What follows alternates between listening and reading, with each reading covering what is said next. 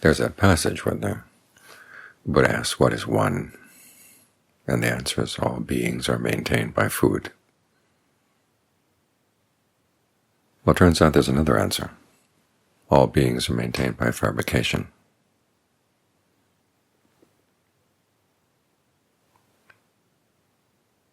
The fact that we exist depends on fabrication. We're taking the raw material of our past fabrications, or the results of our past fabrications, and we're fabricating them into the present moment. In doing so, we provide raw material for the future. Each moment, we're constantly moving on, moving on. But the problem is we're often blind as to where we're going. All fabrication is done with the purpose of something, for the purpose of something, which means we have something in mind. Even animals with minimal brains have something in mind as they act. Think of the sea squirts. When they're born, they're looking for a place to stay permanently. So they have a little brain that moves them around, directs them, chooses a spot, they settle in, and then they digest their brains because they feel there's nothing else they have to think about. They just feed from that point on. In other words, the fabrication there gets pretty minimal, just feeding without anything else in mind.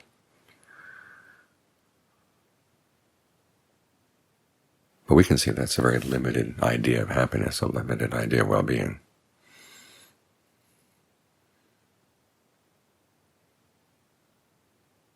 Well, the Buddha looks at us and sees us as sea squirts. We have very limited ideas about what happiness can be, what's available to us, what's possible. And we content ourselves with things that are not really worth being content with. Oftentimes we're headed in places we have no idea where we're going. The Buddha talks about different beings headed on the path to hell, headed on the path to the animal womb, headed on the path to the realm of the hungry ghosts, or human beings, or the heavens. A lot of those beings have no idea where they're going. Those in the path to hell don't think they're going to hell.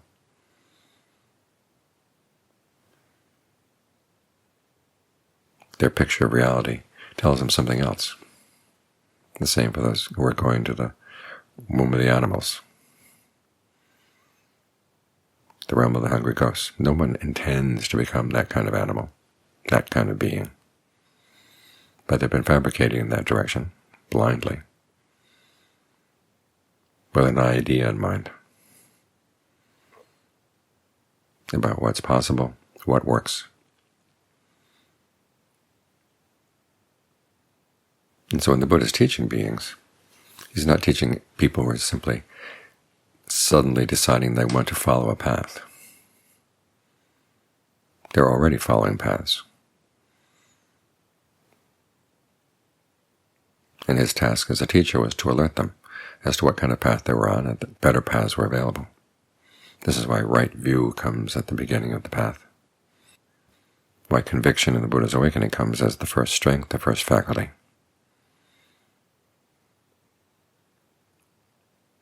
He's giving us a picture to hold in mind, opening up possibilities for us to keep in mind as we keep fabricating.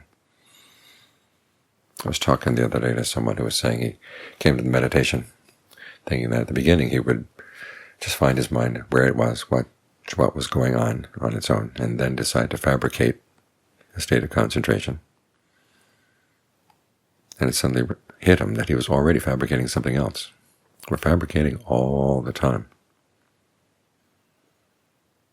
It's just that we do it blindly, or as the Buddha would say, without alertness. So we want to be alert to what we're doing. But even so, it depends on having a picture.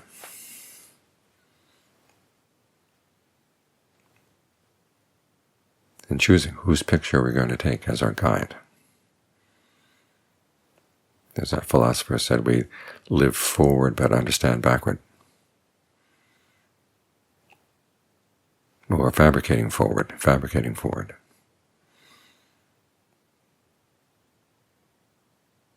And often it's too late when we realize which direction we've been going.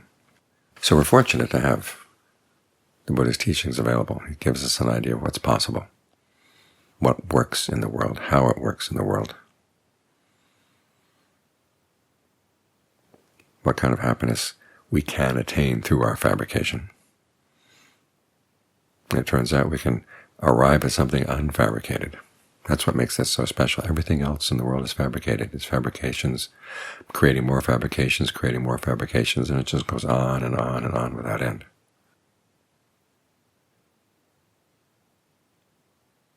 But he's telling us the unfabricated is possible. At that point, we don't have to be beings anymore.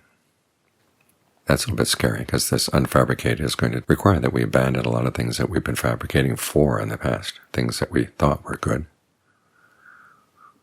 things we thought were worthwhile.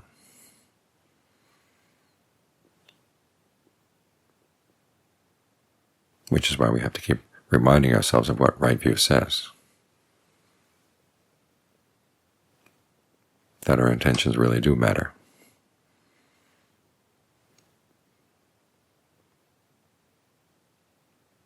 And that intentions can be developed to a level of skill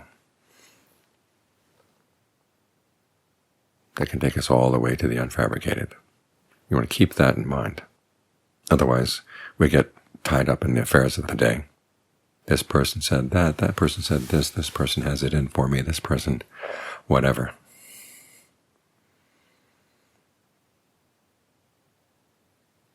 As the Buddha said, what other people do to you is not going to take you to hell. What you do, though, can take you to hell. You don't have to wait for hell at the end of this lifetime. Hell right now. And at the same time, it's getting in the way of what opportunities you do have to go to something better, search for something better.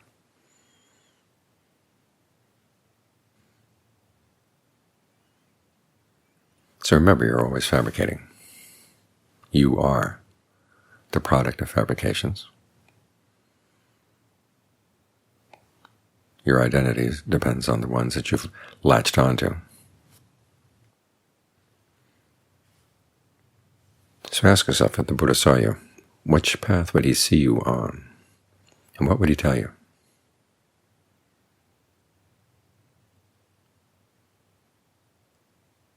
So that your fabrications are not blind. So you can fabricate with some understanding. Now granted, we take a lot of the Buddhist teachings on faith.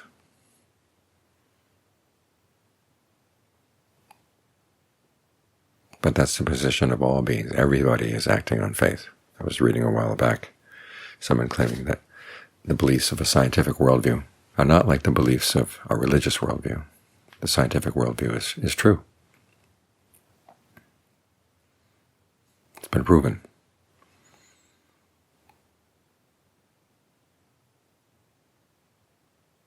But then again, I don't think of anybody who holds on to a belief without some sense that it's been proven, one way or another.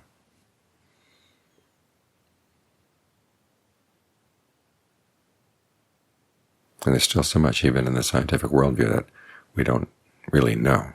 We don't even know if the future is going to happen. Time could end at any point. There's so many things we take on trust. So the question is, who are you going to trust? Who's trustworthy?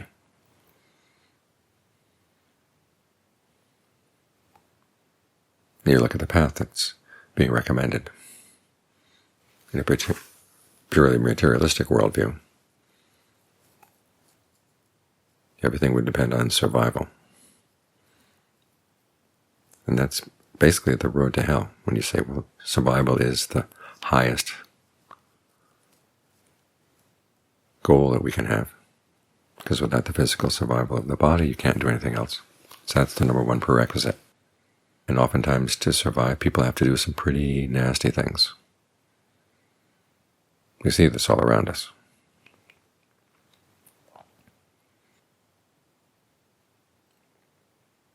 Those are people on the road to maybe rebirth in an animal womb or the hell. They don't know.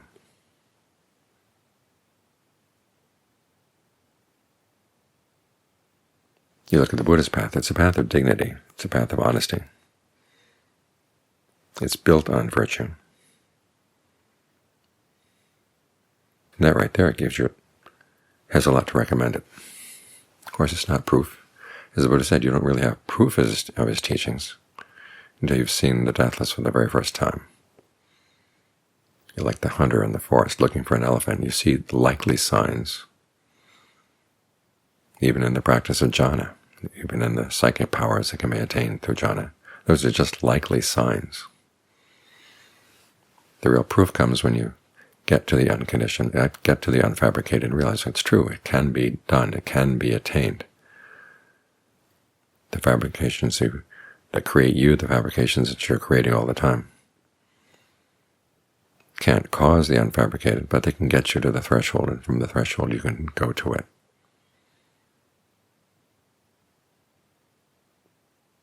That's when you know. And people who come back from that experience are people who are trustworthy.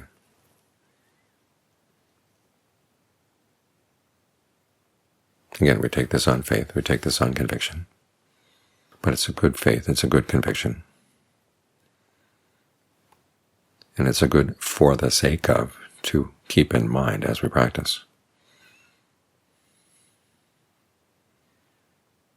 Because as the Buddha warns us, a lot of the other for the sakes of that we could follow, that we could take as our guide as we keep fabricating ourselves, fabricating our experience, and then using those fabrications to fabricate more.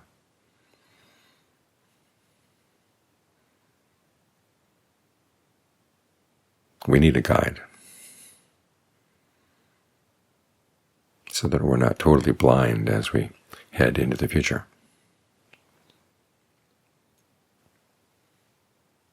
So choose your guide well.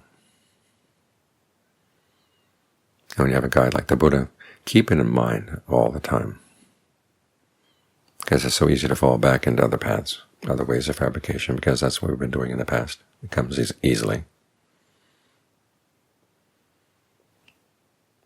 But when you look at what you fabricated so far and decide that it's not good enough,